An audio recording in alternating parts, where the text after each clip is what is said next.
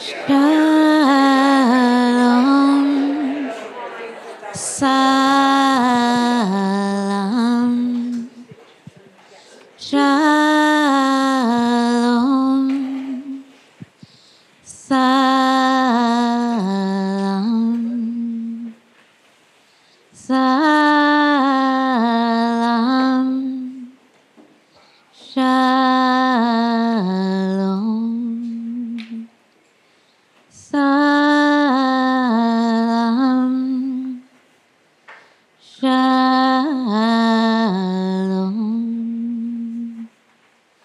shalom, salam, shalom, salam,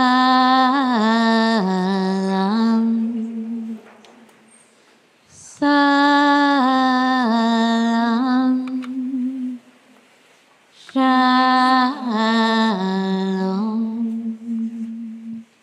salam, shalom.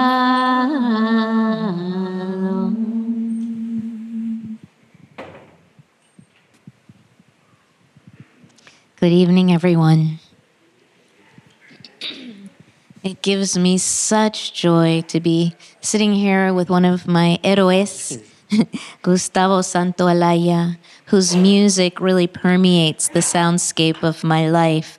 I only met Gustavo a few months ago and then recognized that his music had already been part of my life, but I hadn't put it together until Randy flew us all in to meet each other.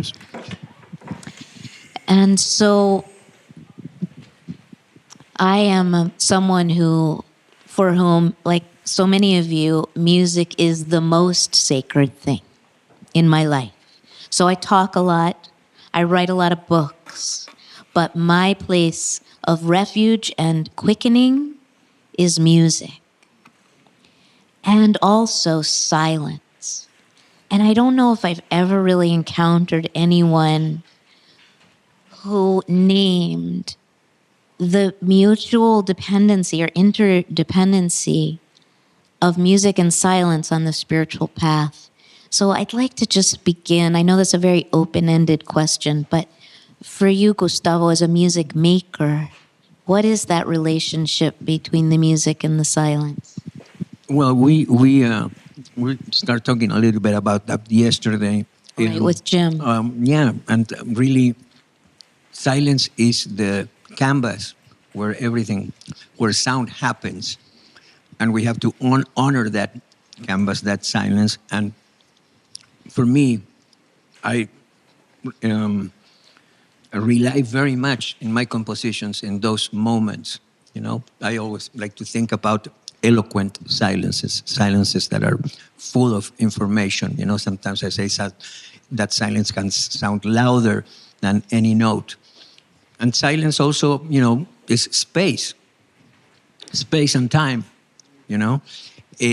That's why, for example, I mean, in movies too, which is something, you know, that I work quite often in a media that I work. I particularly am not a big fan of movies that have music, because for me, after 10 minutes, it's like music becomes like wallpaper. I mean, it becomes something, you know, irrelevant, totally, you know. Whereas I always put the example of Amores Perros, which is one of the first movies, I mean, that I scored. It only, the first note of music that you hear in the film happens after 22 minutes. Really? 22 minutes into a film. Wow. You hear the first note. I always feel that when you have, you know, a bad movie, a movie that is not really, a scene that is not really happening, I can see in the editing room the director and the editor saying, put some music, you know. I mean, see if with the music they can, you know, make happen, what is not happening, you know. And as opposed to that, when you have a dramatic scene that is happening, you know, music can turn something dramatic into melodramatic, you know, and that's why you want to stay away from that. And then perhaps when the scene ends, then come in with the music, and then under like underline what you just saw, what you just felt with that, So rather than a manipulation, it's a contemplative response. correct. I mean, it's in a way. I mean, an artist and filmmakers. It is manipulating in a good sense. It is conducting in a narrative, in a storytelling, right? But you don't want, like a good magician. You don't want to see the trick. You don't want to see. You don't want to feel that you're manipulated. I don't like particularly, and I work with directors that are exactly like that too. That we don't like when you feel that the music is manipulating you. Now you're supposed to feel sad. Now you're supposed to be scared. You know what I mean? It's much more interesting. Obviously, it has to do with the stories, with the movies, but once again, I mean, the concept of silence is not only applied to the composition itself, but also to those spaces that silence brings, and that can be in anything, in a theatrical piece, in a movie. I mean, those spaces are really, really important. So yes, silence is a very, very important part of what my creativity. I'm thinking about kirtan, which is a form of chanting from the Hindu tradition in India that I love very much. And when we sing kirtan, we sing with all our hearts, and sometimes it gets really raucous. Have any of you done some really raucous kirtan? And then afterwards, we pause. We don't just go right into the very next chant or pass the harmonium to the next singer. There's always a period of silence, and the word in Sanskrit is bhav. So the bhav can just Beautiful. expand. It's beautiful. Yeah. It's beautiful. It's such a delicious sacred space. It's a sacred moment, isn't it? Yeah. And so we were just chatting a little bit about different things, and that you wanted to ask me, but you wanted to talk a little bit about the concept of the wrong note. Yeah. What's up with the wrong notes, Gustavo? Well, there are no wrong notes, but I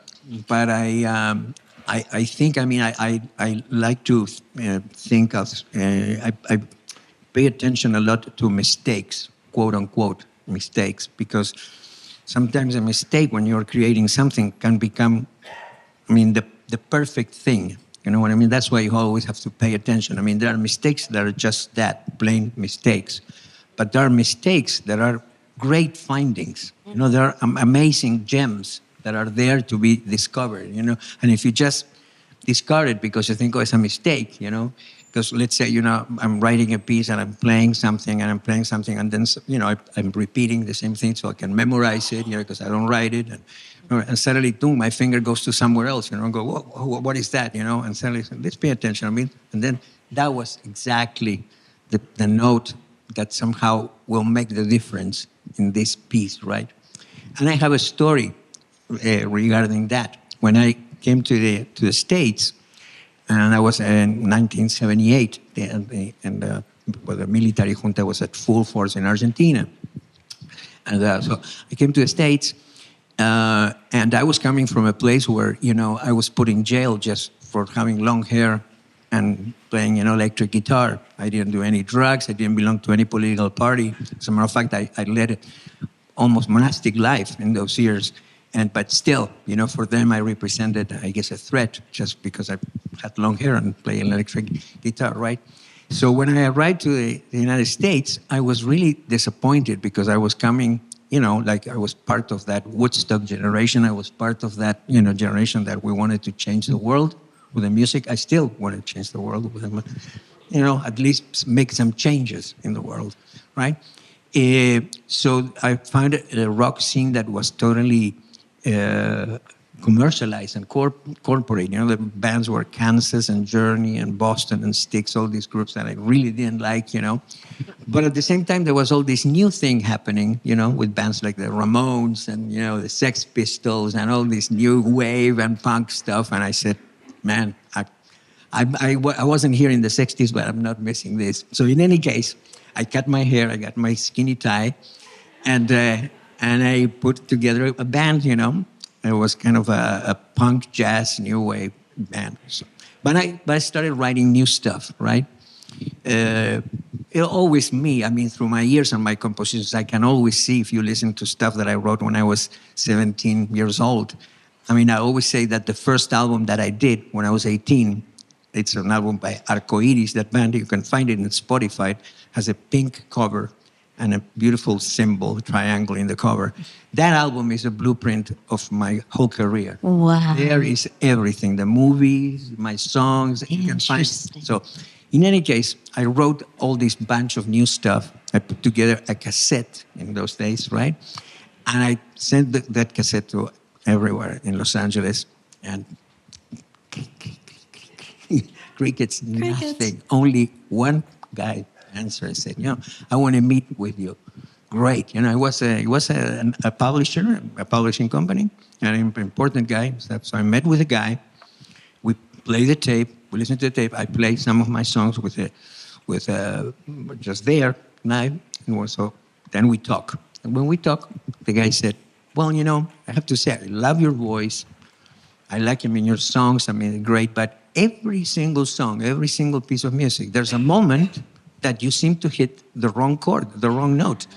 Every song, going, well, I have to tell you that probably this means we're not going to work together, but I have to tell you that I take this as a compliment because I am looking for that point of inflection. I am looking for that wrong note, wrong chord, so to speak, right? And I never hold a grudge to the guy. First of all, he was the only guy that actually answered me, saw something in me, heard something in me. But also this issue about a strange note or a strange chord, came about after that several times with other people, with the band members too. Oh man, what a chord, something. I said, a guy once told me this.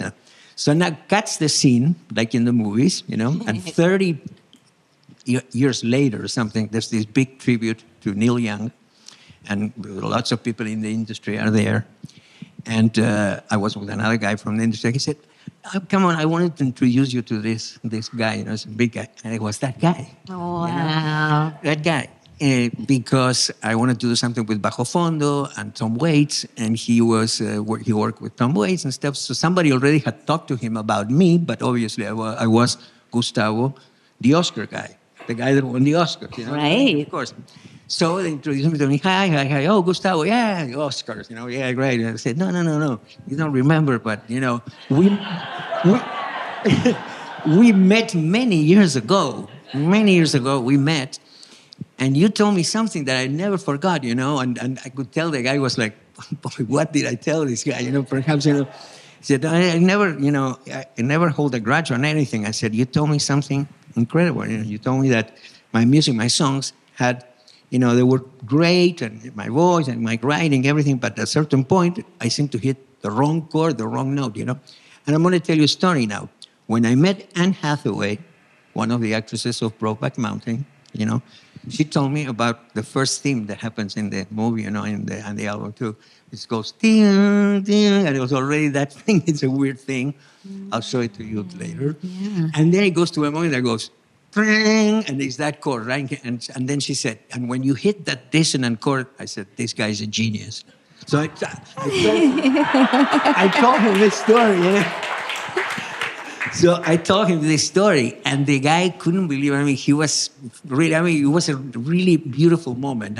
As so that it was a big thing. There was like 1,500 people there, a huge dinner, and lots of people and stuff. And after, when the thing was over, so I lost track of the guy. This was before the thing started, right? He came especially looking for me with his wife, because he wanted his wife to meet me. And his wife said, he's been talking about this thing all night. Really? He wanted to meet you. Yeah, because it was a great, the guy must have thought, gee, I had this guy that I ended up winning 2 Oscars. I could have signed this guy. Whoops.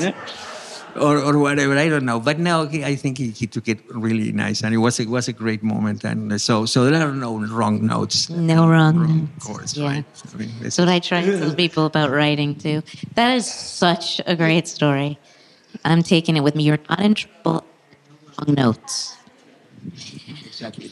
Well, I'd really love for you to play for us. I know you do throat singing. Well, I do that something for something. I can do like an instant thing like,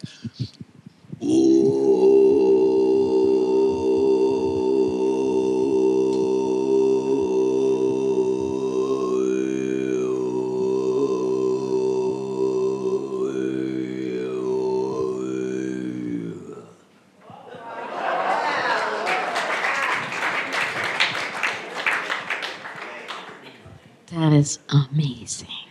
so when I get in, I have to now get out. Really? Is it hard? No. But It's a shift. there. You're there. He's back.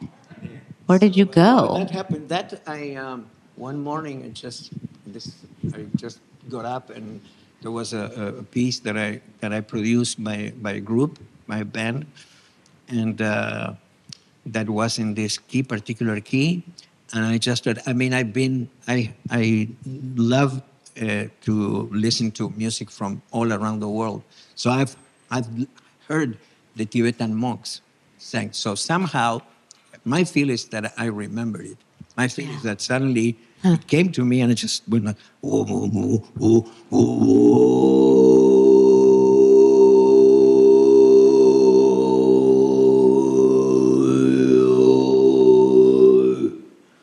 And it was there, you know. It just comes so natural to me. You were tapping into some aquifer of At the same indigenous time, you know, music. I like the idea that it can be something as spontaneous as that. That it hasn't.